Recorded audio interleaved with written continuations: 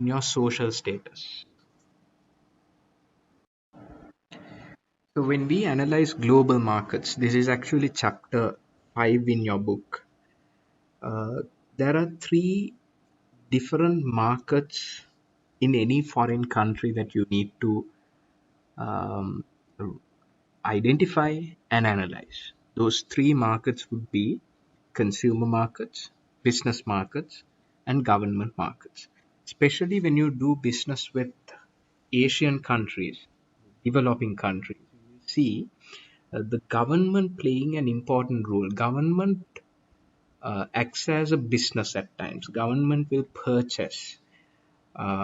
Say, if I give you an example, Sri Lankan Airlines, right?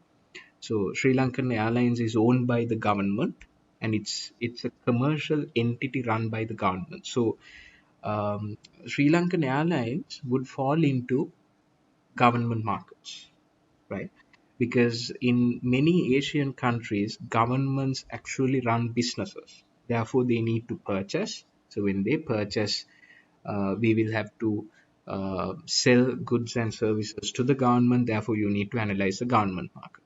But consumer market and business markets is very clear.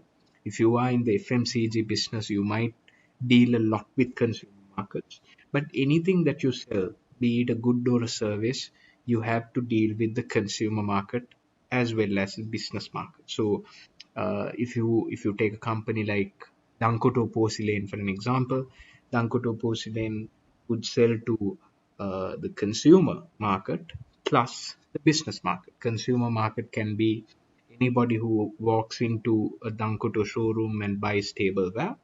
Business markets would be hotels that would require tableware in large quantities. So any company, be it FMCG, electronic goods manufacturer, service marketer, when you do international business, you need to deal with all these three types of markets. So when you move into the consumer market, there are mainly three things that you need to focus on. Number one is the consumer's ability to buy. Number two, consumer needs. Number three is consumer behavior. So, how do you analyze the consumer's ability to buy? Very simple. When you look at key economic indicators such as the gross national product or the GDP for that matter, that will give you a very good indication about the consumer market's ability to buy. If the GDP and GNP is steadily growing, that means there is a large middle class that is been forming, and people have higher disposable income and discretionary income to spend on consumer goods and any product or service. The ability to purchase, the ability to buy would be higher when the GNP or the GDP is on the rise. Now, per capita income or PCI is actually the average income earned per person. So, in other words, you divide um, the total income by its total population, you get the average income. So, when you look at per capita income is always declared by say dollar terms, right? So that might give a um, not so accurate picture, right? That is the reason why you need to always look at the purchasing power parity. Purchasing power parity does not just look at converting the GDP into a per capita income on current exchange rate, but it compares different countries' currencies using a basket of goods approach, right? So two currencies are in PPP when a market basket of goods is priced the same in both countries. So I will get into a little bit more detail into purchasing power parity later, right? So these are indicators that are available for marketers to analyze the consumer's ability to buy. Then we have the bottom of pyramid customers, BOP. customers who earn less than $2 a day. So if you look at countries like India, a large majority of the Indian population actually falls into the bottom of pyramid, right? Where people earn less than $2 a day. But now the question is if there is a significant bottom of pyramid base, such markets attractive to market, right? Because the bottom of pyramid, when the bottom of pyramid is so large, that means people don't have money to purchase. So then is that a lucrative market for you to be in is a question mark. But bottom of pyramid marketing is something really attractive, and many FMCG companies today are relying on bottom of pyramid marketing because it has a lot of potential. If I give you an example, I don't know whether I've shared this example before, the Unilever Project Shakti example. So Unilever was the first to enter the Indian market even before Procter and Gamble. So they were focusing on main cities of India, the urban population. But when retail was more liberalized, and business was liberalized in India, they saw their main competitor P&G entering the Indian market. So when P&G entered the market, Unilever decided, look, this is going to cause us a lot of competition in the urban areas because P&G's market is mainly the middle class and upper segments. So we can't be competing with the same segment that P&G is competing. So Unilever decided to go into rural India. But the biggest challenge they faced when they moved into rural India was number one, people don't have money, they fall into bottom of pyramid. Number two, there aren't sufficient distribution channels to reach out to rural India. So what they did was they started this. The first initiative was actually to rationalize their product mix. They reduced their pack sizes. They introduced sachets and smaller packs, which are affordable to people, to daily wage earners. That was the first adaptation that they did. Number two, because there were less retailers in those areas, it was difficult to take the product into rural India. They went into villages, identified women who are not doing anything, and then they said, uh, can you sell our products? Can you sell Unilever products going door to door? Right? So they actually position this program as a rural empowerment CSR program where they empowered women. But what they were actually doing is through empowering women, they were using these women as salespeople to go from door to door selling their products.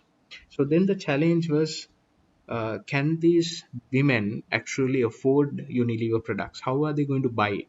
So then Unilever intervened and they said, we will provide the collateral to your bank. You will have to obtain a loan from the bank and then buy the products from us.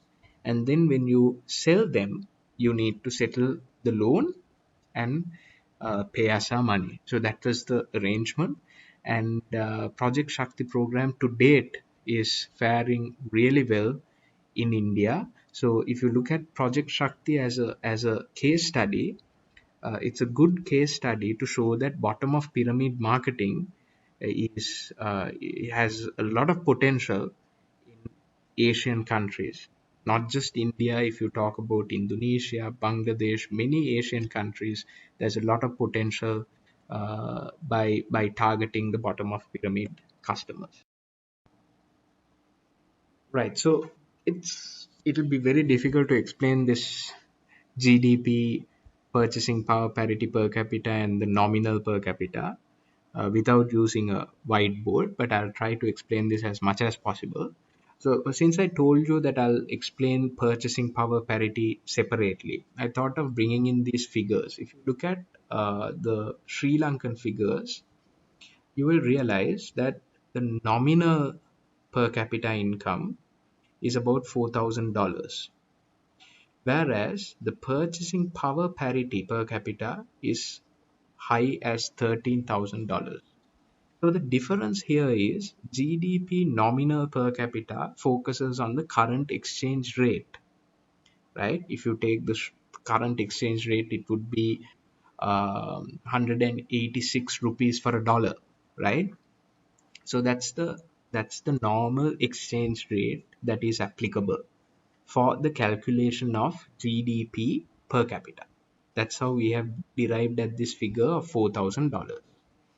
But purchasing power parity looks at a basket of goods and say, what can you actually buy from that dollar?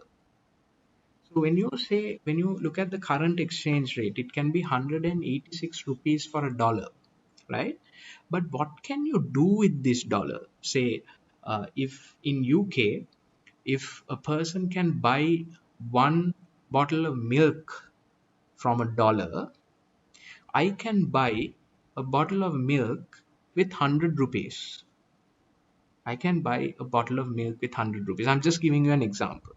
My nominal, my exchange rate is 186 rupees for a dollar. But if you look at milk, if I have to buy a packet of milk or a carton of milk, I will spend $1 in US, but in Sri Lanka I only have to pay 100 rupees.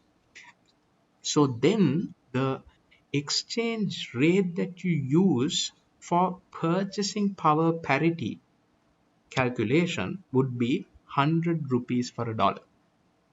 So I just gave you an example using a milk carton, right? But when you actually calculate the purchasing power parity, you don't just take milk carton, but you use a average basket of goods and adjust the exchange rate to the average basket of goods. So when you do that, you end up with a higher total GDP and a higher per capita income rather than the nominal figures that you get, because the nominal figure is based on the current exchange rate, whereas the purchasing power parity figures are based on an adjusted exchange rate, which is adjusted based on a basket of goods. I hope it is clear. So if I take you through to this chart, the source is actually World Bank, you will see the discrepancies between the GDP nominal and the GDP purchasing power parity adjusted. So if you look at countries like Norway, Norway has a higher GDP in nominal terms when compared to the purchasing power parity. But if you go to countries like, say, a country like Korea, Korea would have a higher purchasing power parity GDP and a lower nominal GDP. If you go to a country like China, it's the same. You go to India, it's the same. Always the purchasing power parity adjusted GDP is higher than the nominal GDP. The only country where both these figures are equal would be US, because we always use the US dollar to convert the local GDP into the US dollar. Therefore, there won't be any discrepancy in US when you look at the purchasing power parity and the nominal figures. It remains the same. But in many other countries, you will see either the GDP in nominal terms would be higher, or as the purchasing power parity figures are higher. So in many developed countries, you will see the nominal fees higher than the purchasing power figure. But in many developing countries, say Korea, Russia, China, India, you always see the purchasing power parity figure is higher than the nominal GDP. That is because you can do much more, you can purchase much more goods and services um, uh, in those countries by using a dollar, in other words. So moving on, I thought I'll bring these two aspects because we are talking about consumer markets. When you analyze consumer markets, you need to look at people's ability to buy. People's ability to buy has a direct impact on certain brands. Now, if you look at Starbucks would always look at certain markets' GDP per capita before they enter the market because they know that the GDP per capita has a big influence in their sales figures, right? So they only look at GDP per capita when they enter new markets. But I gave you another example from Unilever and said, look, Unilever will enter markets with lower GDP per capita, where there is large bottom of pyramid customers who earn less than $2 a day. They still enter and they make a lot of money. But for Starbucks, it does not apply because Starbucks is not just selling coffee, they're selling an experience, they're selling a lifestyle. So for people to afford Starbucks coffee, there has to be a minimum GDP per capita for people to afford it. So that's how Starbucks look at it. But if you take Unilever for an example, Unilever might not look at it the same way. And then this chart will also tell you a direct correlationship between GDP per capita and urbanization. When your GDP per capita increases, you will see urbanization rate also increasing, right? The higher the GDP per capita is, you see people centering around urban city centers. We call that urbanization. So urbanization will also provide certain opportunities for companies like Starbucks. That is why they look at GDP per capita because there is a straight correlation between GDP per capita and urbanization.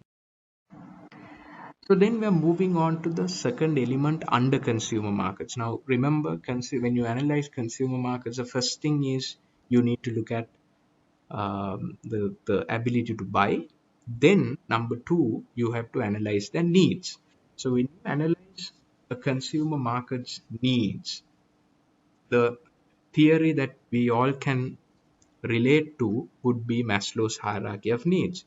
So Maslow said people would initially satisfy their physiological needs, then move on to safety needs, then move on to social needs, esteem needs, and finally reach self actualization. That's the pyramid that Maslow uh, taught us. And he said you need to first complete the basic needs and move on to the second and the third and the fourth tiers, right? Now, this is a universal truth. Wherever you go, wherever you do business, your consumer needs will vary based on the Maslow's hierarchy that they are in. That's a universal truth. But then when you do international business, you need to remember there can be slight differences, right? Now, in countries like India, you will see people who don't have basic safety or physiological needs. They don't have proper housing, right? There is no security whatsoever. So their safety needs are not fulfilled, their physiological needs are not fulfilled. But they might spend money on a refrigerator or a TV or a dish TV, right? So that they can fulfill their esteem needs or their social needs, right? So, in certain markets, especially in bottom of pyramid markets, people who have not fulfilled their physiological needs might go two stages up and try to fulfill their esteem needs because they're living in a collective society. They're not living in individualistic society. The vehicles that you drive, the type of the entertainment that you have, all this would determine the vehicles that you drive, the type of entertainment that you use will have a direct impact on how you're being perceived in the society. So it's very important in a collective society, at least in a collective society, that people would bypass certain categories of Maslow's hierarchy and try to fulfill their esteem needs because they are more important than the physiological. So I have had this conversation when I was working for Udell.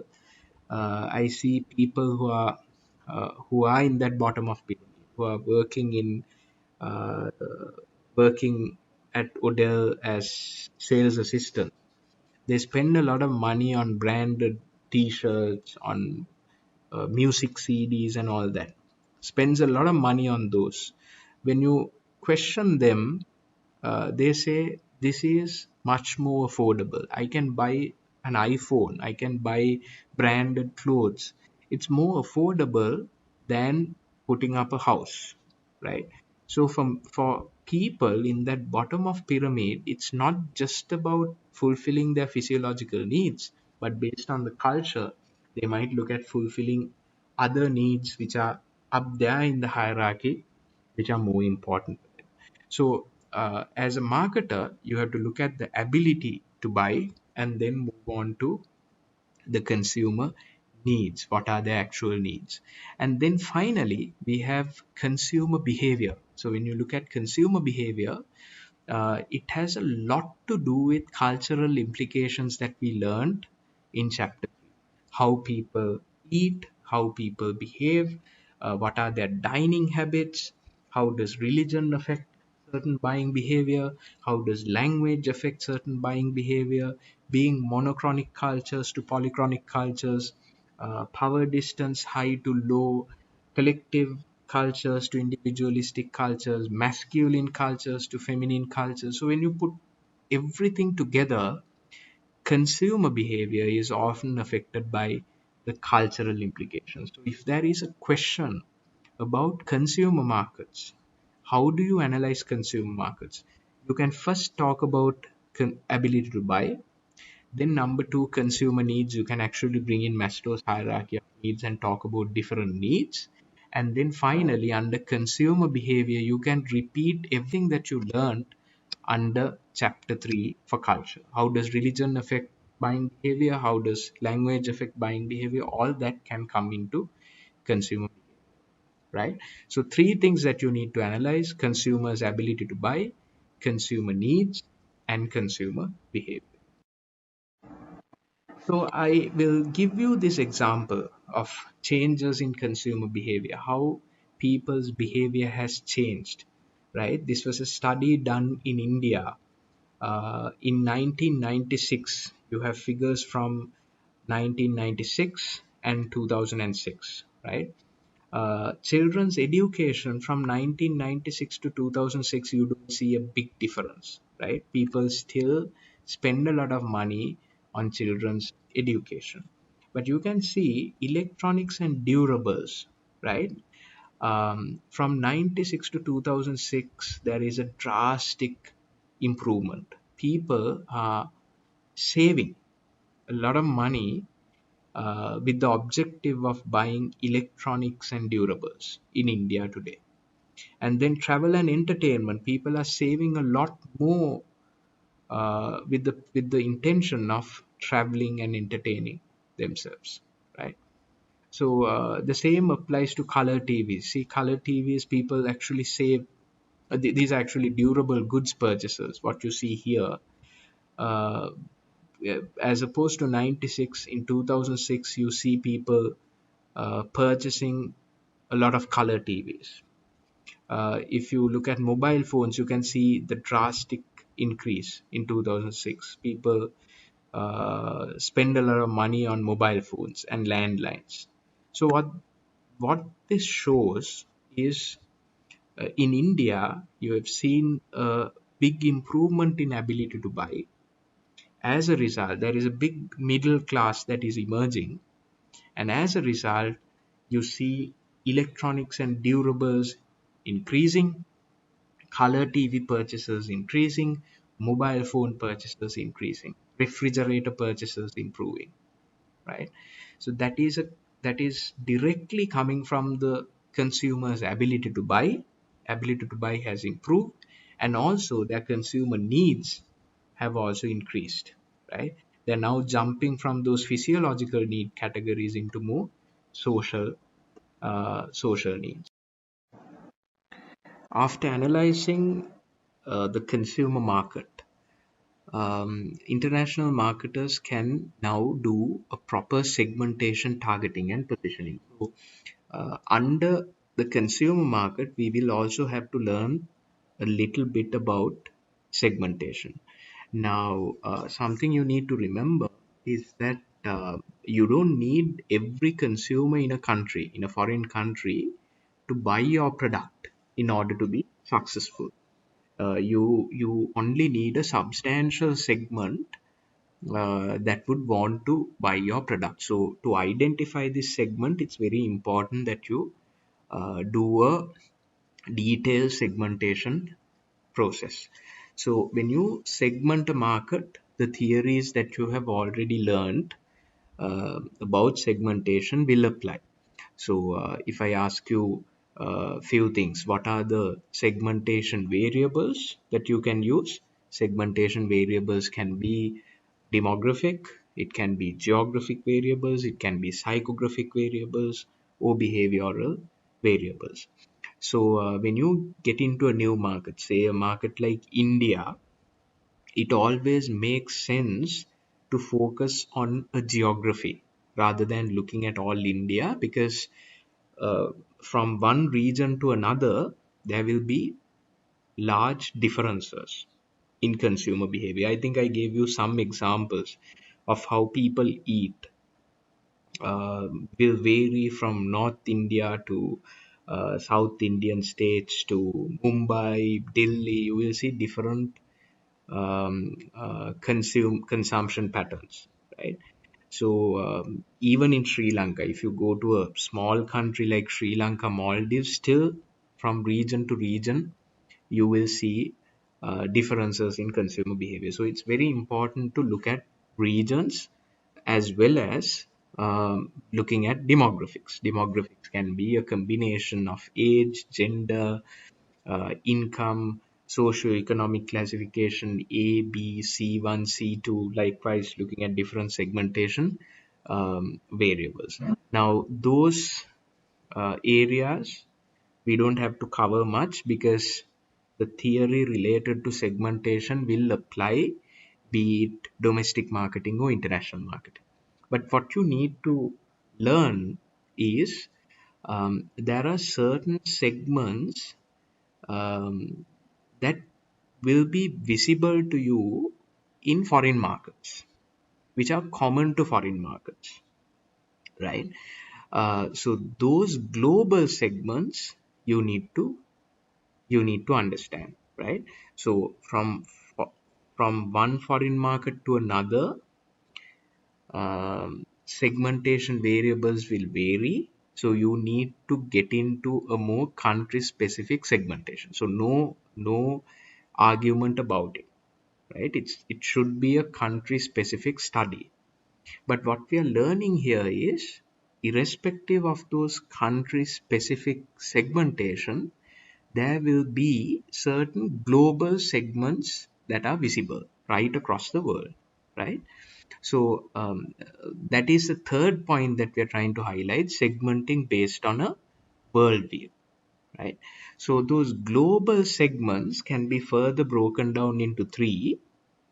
One is A, it's actually global segments. B can be cosmopolitans. C can be just like us segmentation.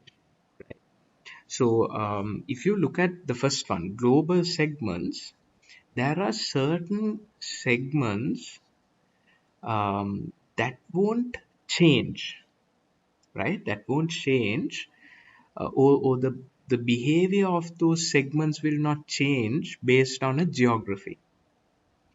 If I give you an example, socio-economic classification A, people who belong to SCC A, the way they consume, the way they behave would not change drastically depending on where they live. They might be living in India, they might be living in Sri Lanka, they might be living in the US, but how they consume, what they consume, how they behave would not change drastically. If you look at the emerging youth segment, they will have many similarities across different foreign markets, right? We learned about this. That's why Coca-Cola, Nike, Apple, all these companies are focusing on this emerging youth segment. That's because it's a global segment. You don't see big differences um, based on the geography, right? So the Nike example that I have highlighted here is mainly about such a global segment. If you look at the Nike global segment, they always focus on urban population, right? So when they move into Sri Lanka, in Sri Lanka they focus on an urban population. When they move into Singapore, in Singapore, the geographic segmentation that they focus on is urban. When they move into India, again, the geographic segmentation variable that they focus on is urban. So what they have realized is, irrespective of the geography, people who live in urban areas have similar discretionary incomes. They have similar needs and wants. Their social status is similar. Their income levels are similar. So that becomes a global segment. If you look at the demography, it talks about wealthy people, right? So in other words, we are talking about SCCA or SCCB, wealthy high income earning consumers. Then if you look at psychographic, social class, upper middle and upper classes, and very ambitious personalities. And behavioristic segmentation is mainly uh, strong, loyal customers, very low price sensitivity, and they focus on special occasions and holidays. So if you look at these this segment is a truly global segment. Whether you're in Sri Lanka, India, Bangladesh, it doesn't matter, right? If you look at urban, wealthy, upper middle, and upper social classes, wherever in the world, would respond to marketing mix elements in a similar way. So that's the assumption behind global segments. Then if you look at the second segment, which is cosmopolitans, cosmopolitans are people who believe that anything made foreign, anything made any foreign brand is superior to local brands, right? So in many countries, you see cosmopolitans who feel that global brands are superior to local brands, and they follow global brands because of the social status, the association of the brand. Due to all these factors, they prefer to buy global brands, or they prefer to buy foreign made brands. So we call those consumers cosmopolitans. Again, cosmopolitans, irrespective of where they live, irrespective of the geography, they have similar needs and wants, and they have similar behavior. And then finally, the third segment, the global segment that you see, is just like us segment, right? So we might look at certain markets and say that market is very similar to Sri Lanka. That market is very similar to Colombo, right? So when you spot segments in other foreign markets which are very similar to your local market, those segments become just like a segment, right?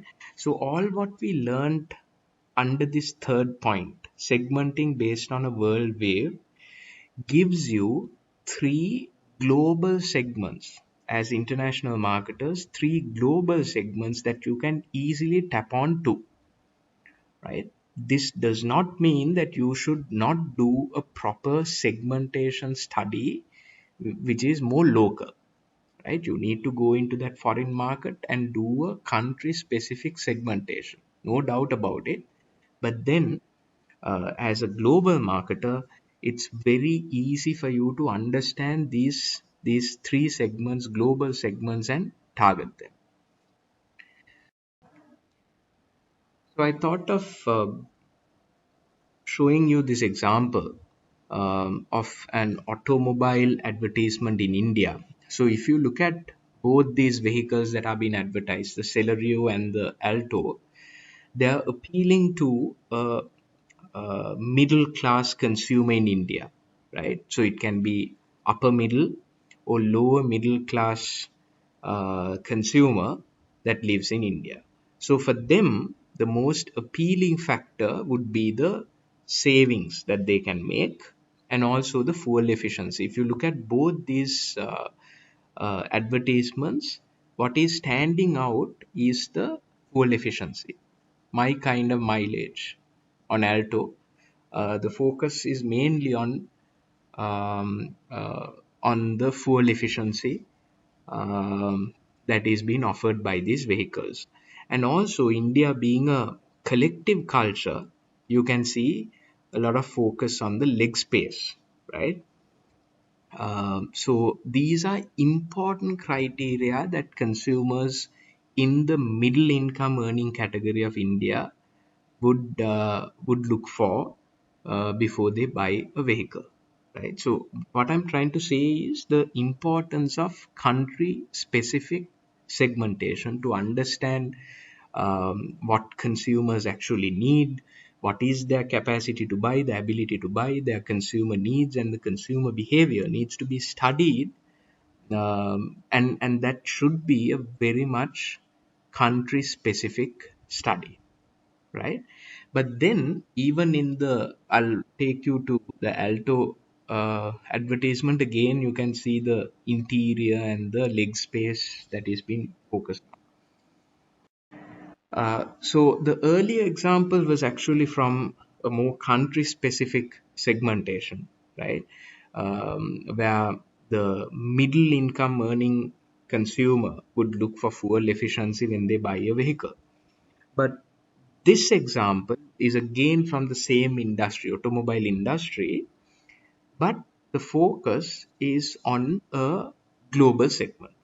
The global segment here would be SCCA, customers who fall into SCCA, upper income earning, higher income earning consumer who lives in urban areas in India. How they respond to marketing mix elements would be completely different to the consumer who's going to buy a Celerio or a Alto, right? So if you look at this advertisement, nowhere in the advertisement they're talking about fuel efficiency. Nowhere they're talking about leg space and boot space and all that, right? Because this consumer is not an Indian consumer. This consumer is a global consumer. Be it in India, Sri Lanka, Bangladesh, wherever you go, a high income earning consumer falling into SCCA, when they buy a vehicle, it's not going to be a family decision. It's not going to be based on the fuel efficiency. It's going to be based on power performance, right? So now this is a very interesting global segment that we need to focus on. So the two examples that I brought in from the same industry, the industry was automobile industry. The first example is a very country specific segment that we identified in India who has certain needs. But the second example is from the same industry in the same country. Industry is automobile industry, country is India, but still how consumers respond to the marketing mix elements would be completely different, even though they are in the same country. So, what we need to understand here is uh, as an international marketer, it's very easy for you to identify some of these global segments and develop a global marketing mix, which might not have to vary from one country to another. So that's why we are learning about global segments. So moving on to this video, I'm going to show you a video from China where the focus I think in the is past, about people a tend to be particular overly segment, optimistic about and the this macro segment in situation in China is China called and overly Generation pessimistic 2, about the micro situation in very China. much I think similar going to the forward, millennial this needs to be reversed. consumer In in the other words, rest of I the do world. think there are a lot of But macro just listen challenges, to the clip but at the same and time, try at a and micro level, because identify of the market some changes, I actually think important for MNCs or local companies, there are a consumer lot of behavioral opportunities. factors Certainly in China, in this the generation rising 2 middle class consume in is China, already and how creating and will continue to marketers will have create a to significant adopt demand base to for this more consumer sophisticated behavior products. going So forward. whereas in the past, China is basically for mass market consumer products. Going forward, we actually think that niche products or products in niche categories could actually become a viable play in China. Whereas before, a lot of MNCs and local companies have to put those categories aside because the cost parameters, the economic equation does not work. Going forward, with a significant middle class base, we actually think a lot more categories will become viable in China. If you look at the mainstream consumer base underpinning that consumption, in the past decade, this is really what I would call G1 consumer, essentially consumer like me, who were born in the 60s, in the 70s, who essentially grew up with some kind of insecurity in their overall environment, right? So that basically defined the consumption in China in the past decade or even before that. Essentially a lot of volume, a lot of price comparison, trying to make sure that we are getting the best deal. At the same time, we're not sophisticated, right? We did not grow up with a consuming society. We're still learning the ropes, if you will, in the past decade, in how to become a qualified, sophisticated consumer. Whereas going forward, I think this, again, demographic underpinning of the Chinese consumption will actually go through some very significant changes. We're beginning to see the emergence, what we call the G2 consumers, the Generation 2 consumers, gradually becoming the mainstream consumers in the next decade and also beyond. So we're talking about people born after 1985, in the 1990s, or even later. So these consumers grew up in a very, very different material environment. Essentially, they already came into this world with a lot of things prepared for them in their households. In many cases, they're the only child in a family. So everything is taken care of them, taken care of for them. And so therefore, they come into the mainstream sort of consumer phases in their life already with a very critical view of what they want and also what they think is high quality. So you can no longer necessarily impose a mainstream standard, if you will, to these consumers. You would rather have to adapt to what these consumers already want based on their life experiences in the early stages of their life. So I think what we're seeing from consumer research is that this Generation 2 consumers are much more confident. They have much stronger demand for individualized products, tailored products.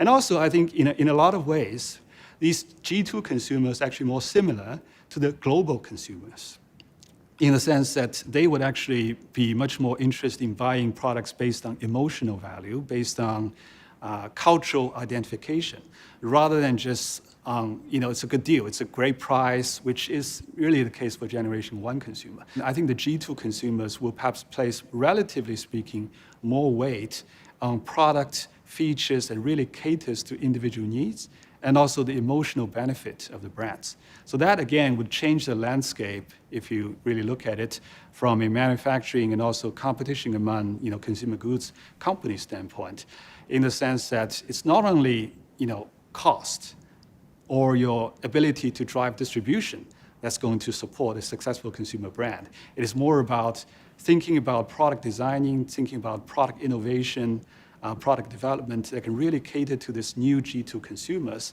and also then at the same time, develop innovative ways to communicate with these G2 consumers. So we're talking about potentially an expanded product brand portfolio and certainly SKU breadths as well. So how do you address the complexity, the system complexity coming out of this expanded product portfolio while trying to tap into this G2 consumers will be an interesting challenge for the consumer goods companies going forward.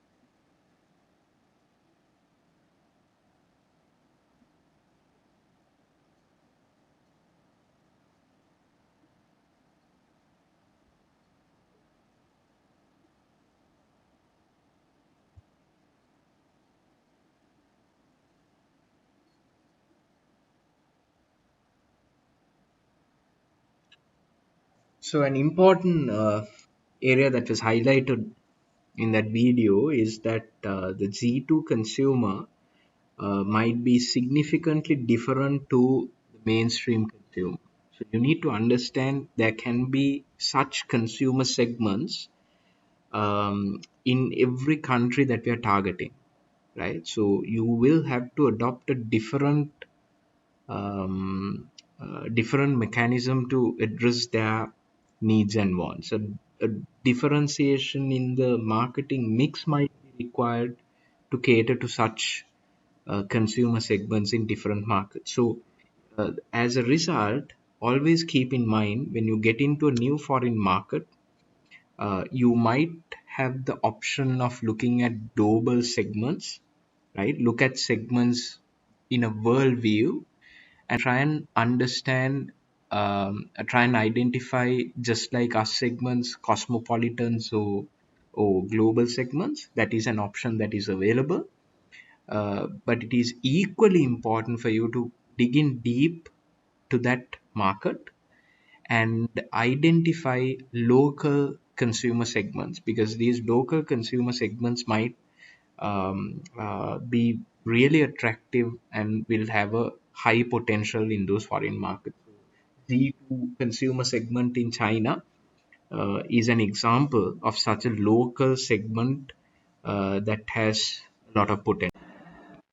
So I thought I'll give you a quick case study from Dankotuwa porcelain, something that we did when we moved into India. I'll quickly move uh, on these initial slides. Again, we looked at the consumer's ability to buy, because there was the first point is actually on growth of middle class and upper middle class. So that became an important segmentation variable for us. And then, of course, the growing per capita income in India, the emerging middle class population, and the per capita income growth was an important element that we considered when we moved into India, because we looked at the consumer's ability to buy. Then, of course, the trade openness, the Indian government liberalized the retail space, deregulated the retail space. So that was another factor in Dankoto moving into India. And of course, the final point is related to the business to business market, where we saw a huge boom in the hotel and catering industry with a growth rate of close to 25 to 30%. So there was a big growth of tableware, a requirement for tableware from the Indian hospitality industry. Then we, of course, looked at the consumer behavior. I have given this example before. We looked at how consumers eat in different parts of India and how we have to change our product mix to cater to the Indian consumer. If you go into more detail, the behaviors and the buying patterns of the Indian target market, they generally shop at overseas malls. They are capable of going to other countries and shopping in overseas markets, and local shopping malls like the Palladium Mall, Phoenix Market City, the big malls. That's where they actually bought their tableware, and they had favorite tableware brands like Good Earth, Uma, Noritake, Wilroy, and Bosch. Those are very premium brands, and they pick brands like Tata, Bharat Pottery for their day-to-day use, for daily dining. So if you look at these tableware brands, which are expensive, like Good Earth and Noritake, Wilroy and Bosch, those were used only for occasions, but for daily dining they were using cheap tableware, and they buy tableware occasionally and mainly gift tableware in occasions like weddings. So which is very much similar to the trend in Sri Lanka as well. So behaviors continuing, 100% of the target market use mobile phones, and about 95% of the target market are on social media. 80% of them do not like to purchase tableware products online. They prefer to go to a store and buy tableware. And an important point we realized was that customer satisfaction was very average in terms of service and after sales service. People in Mumbai were not that happy with their tableware manufacturers.